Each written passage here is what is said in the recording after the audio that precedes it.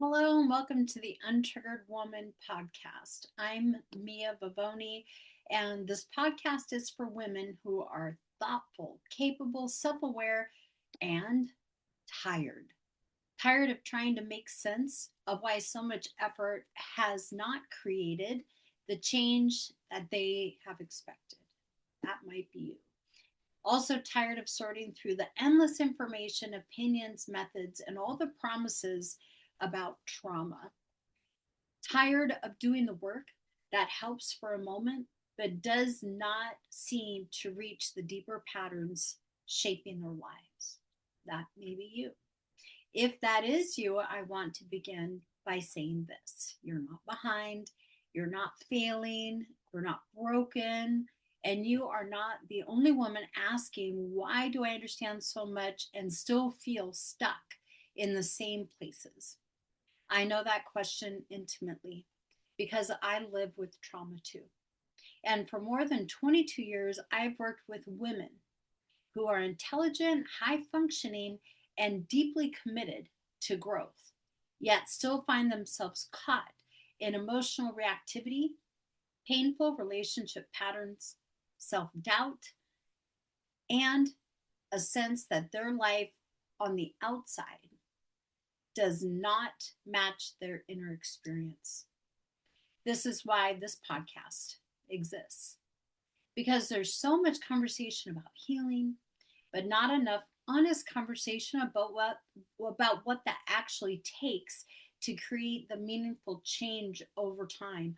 I'm talking about the change that lasts, not performing healing, not collect language, not becoming better at explaining your pain, but change in a way that is real, grounded, and forever.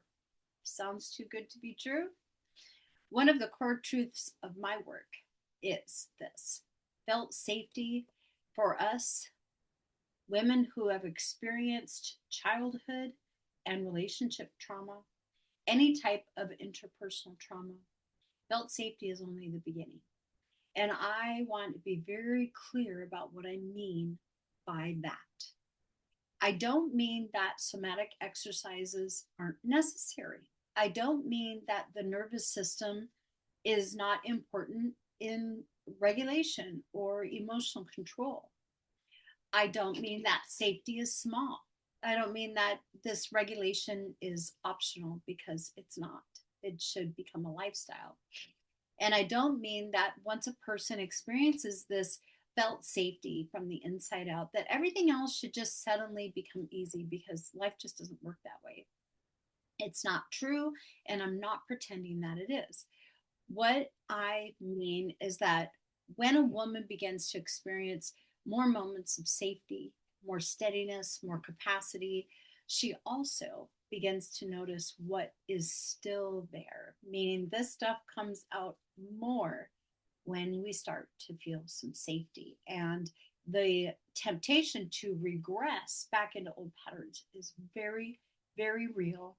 And it can be really daunting and discouraging.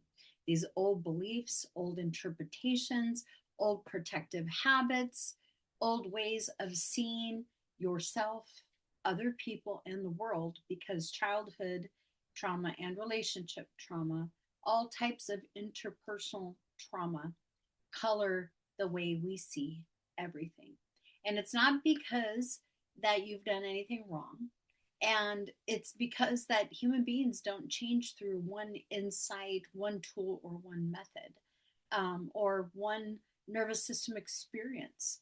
We live through patterns that were shaped over time. And many of those patterns are organized around the beliefs that were formed in us in early life. Beliefs about our worth, beliefs about what safety means, beliefs about love, beliefs about whether our needs are welcome to people and important, beliefs about what it means to be visible, honest, successful, imperfect, disappointed, and connected. Those beliefs don't just sit in the background like old files in a drawer. I so wish that they did, but they really, really don't. They influence our daily perception, our thoughts, they influence our emotions, and they influence our behaviors. A lot of those behaviors become automatic and self sabotaging. They influence what feels familiar, these belief systems, what feels threatening, what feels possible, and what feels continuously, frustratingly out of reach. So when women tell me, I have tried everything, Mia, and I hear this every day, but my life still keeps arranging itself around the same pain. I don't hear failure when you tell me that. I get that. I get that on a personal level. That is not a personal failure, even though I know so much that it feels that way. What I hear is a woman who may have gained tools, language, and also insight, but has not yet been shown a simplified, coherent process for working with the beliefs, thought patterns, and the nervous system that continue to organize her experience. Is that you? This matters because I believe many women are exhausted not only by their pain, but also by the confusion surrounding trauma healing, or what I like to call trauma recovery. They're overwhelmed by all of this information.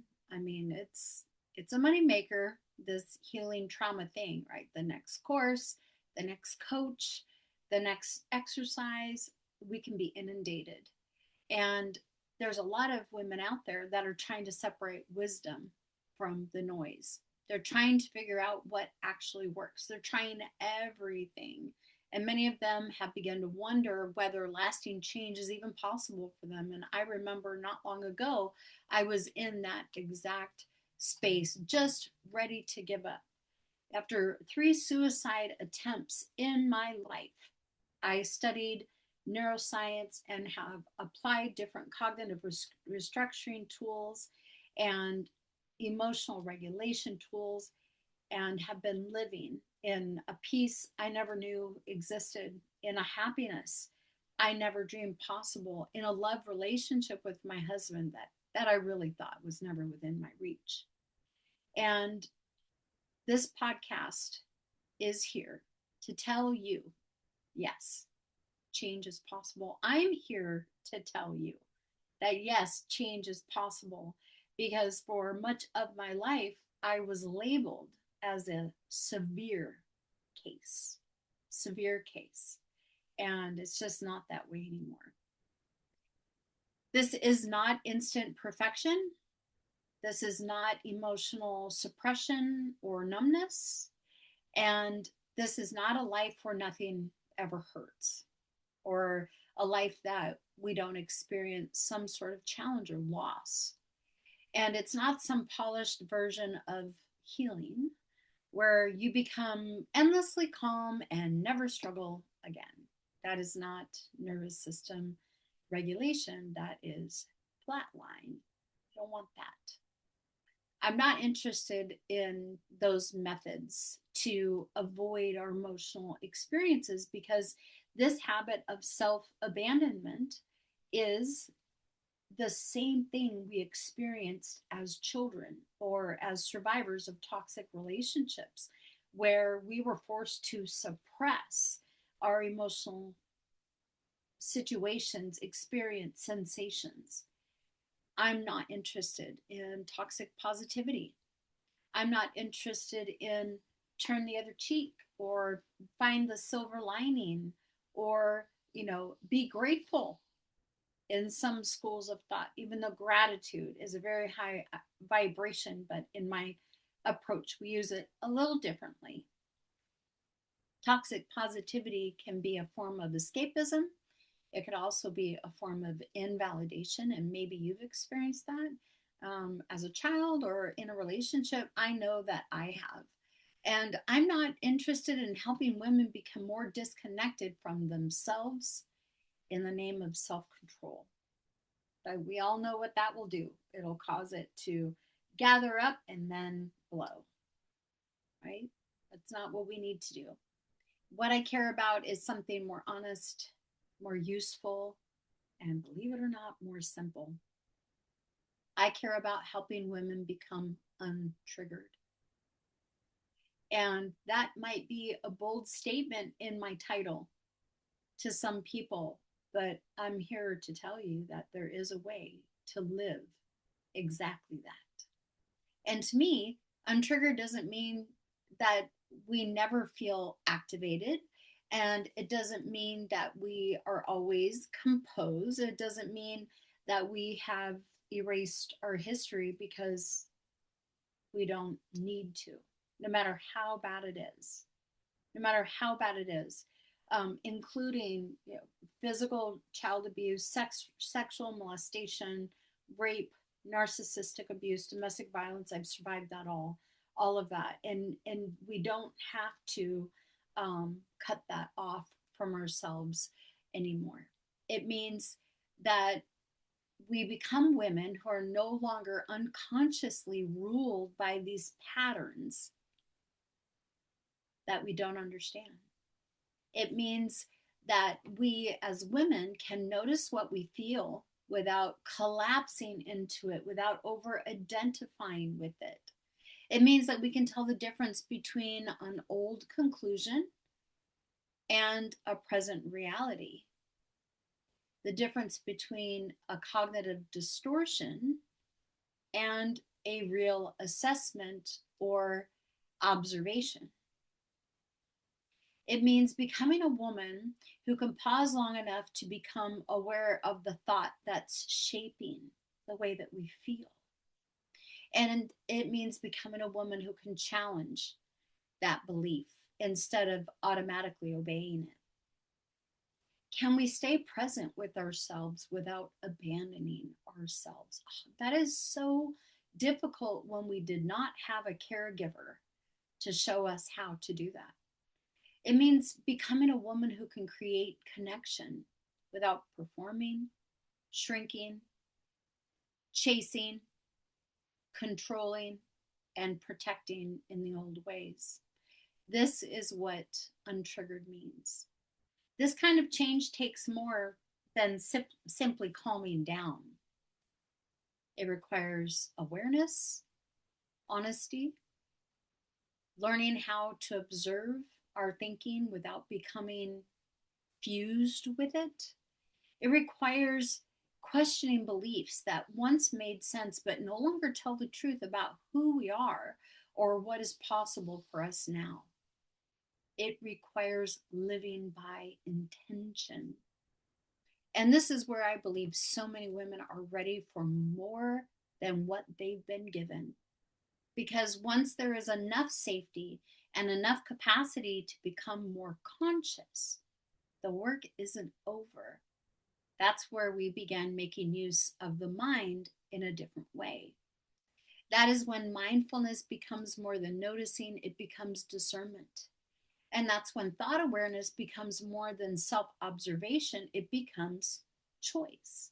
It becomes a way to impact or control our current internal experience, regardless of what is happening in the external environment.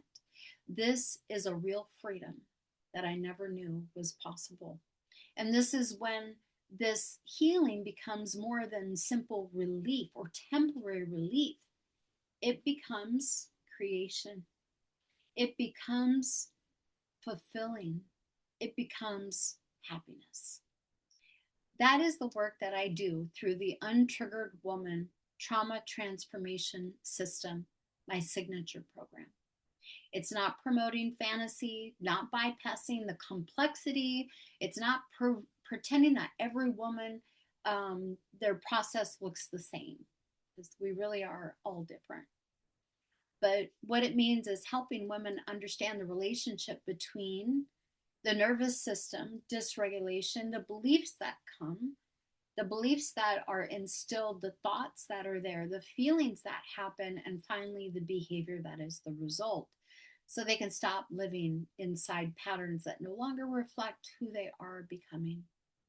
If you have ever felt like you are too aware to be where you are, too capable to keep repeating what hurts, too intelligent to still be confused by your own patterns, I want you to know that you're exactly the kind of woman that I created this space for. This podcast will be a place for clarity. We'll talk about emotional suppression. We'll talk about emotional hyperactivity.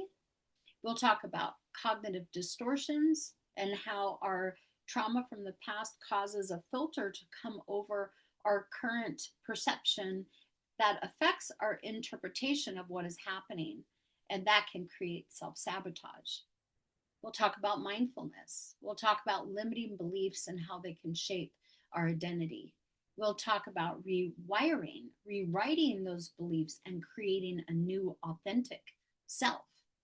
And we'll talk about thought control, not in a rigid or punishing way, but in a sense that gives us more awareness and intention to use our mind instead of being dragged by it.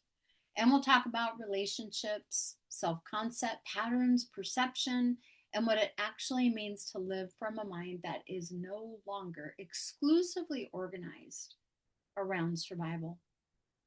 And we will do it without cliches. We'll do it without false promises, without turning pain into some branding, without treating women like they're fragile, because you are not fragile, and without speaking down to the intelligence of women who have already done so much work. That might be you. I want this to be a space where women can exhale and think, finally, someone is saying this in a way that makes sense. Someone is having these real conversations that we deal with where we can become so triggered that every method, every choice we make causes an implosion and affects our well-being. We're going to talk about that. So if you're here, I just want to welcome you. You don't need another flood of information. You do not need more pressure to perform healing correctly. Oh, it's so frustrating. So frustrating. You do not need to become unrealistically positive. You do not need another course. You do not need to run from every emotional experience you have because it's uncomfortable. You do not need to isolate. You do not need to live alone the rest of your life. You do not need to forego connection in favor of peace and harmony and ease. You don't need to feel strange and weird and internally homeless anymore. What you may need is simpler, truer, and effective as far as a framework is concerned. A way to understand yourself with more precision and more self-compassion. A way to work with your inner world that honors both the reality of the trauma, but also the possibility of a real lasting transformation. That is what we are here to do. My name is Mia Vivone, and this, finally, this is the Untriggered Woman Podcast. And this is where we begin.